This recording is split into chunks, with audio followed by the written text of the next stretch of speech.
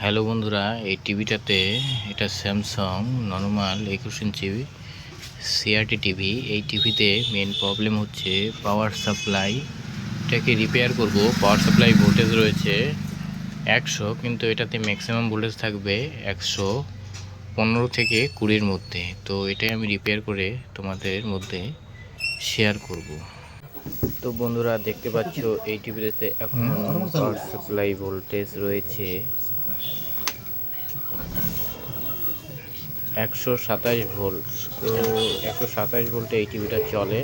এটা হচ্ছে Samsung CRT. Hello বন্ধুরা, নর্মাল 127 ভোল্ট, সরি।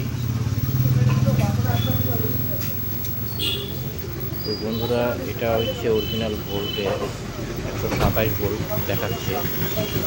তো এরপরে দেখাবো তোমাদেরকে। তো বন্ধুরা, পাওয়ার সাপ্লাইটা একদম সেটিং হয়ে গেছে। তো আমরা পিকচার দেখুন।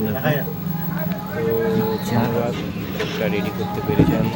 অসংখ্য ধন্যবাদ ভিডিও দেখার জন্য। বাই।